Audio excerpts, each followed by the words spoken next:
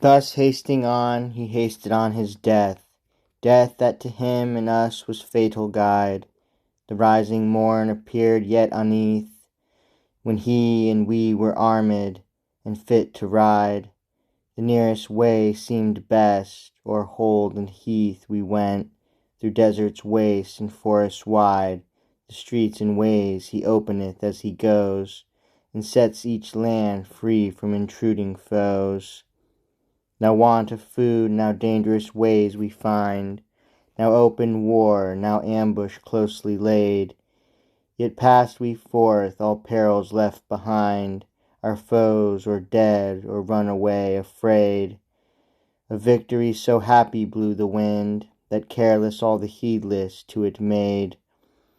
Until one day his tents he happed to rear to Palestine, when we approached near. There did our scouts return and bring us news, that dreadful noise of horse and arms they hear, and that they deemed by sundry signs and shows there was some mighty host of pagans near. At these sad tidings many changed their hues, some looked pale for dread, some shook for fear.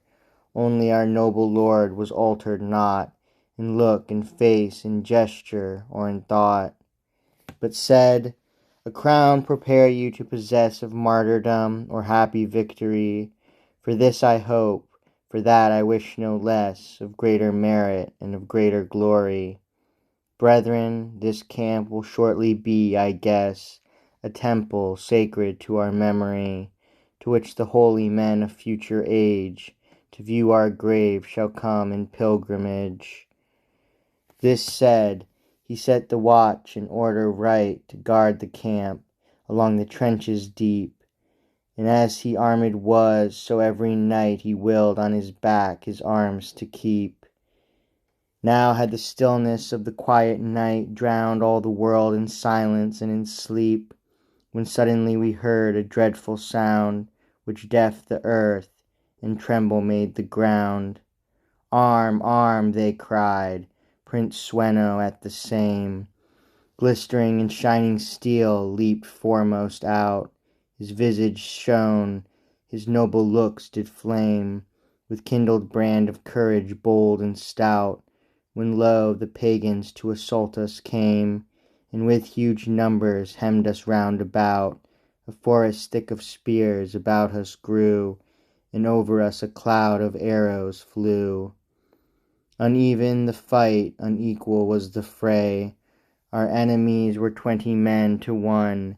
On every side the slain and wounded lay unseen, where naught but glistering weapons shone. The number of the dead could no man say, so was the place with darkness overgrown. The night her mantle black upon it spreads, hiding our losses and our valiant deeds. But hardy Sweno midst the other train, by his great acts was well descried, I wot. No darkness could his valor's daylight stain, such wondrous blows on every side he smote. A stream of blood, a bank of bodies slain, about him made a bulwark and a moat. And whensoe'er he turned his fatal brand, dread in his looks and death sate in his hand.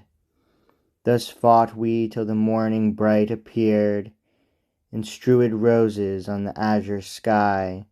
But when her lamp had night's thick darkness cleared, wherein the bodies dead did buried lie, then our sad cries to heaven for grief we reared. Our loss apparent was, for we descry how all our camp destroyed was almost, and all our people well nigh slain and lost. Of thousands twain and hundreds scant survived, when Sweno murdered saw each valiant knight.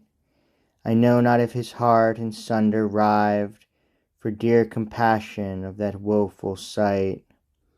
He showed no change, but said, "Since so deprived we are of all our friends by chance of fight, come follow them, the path to heaven their blood marks out, now angels made, of martyrs good."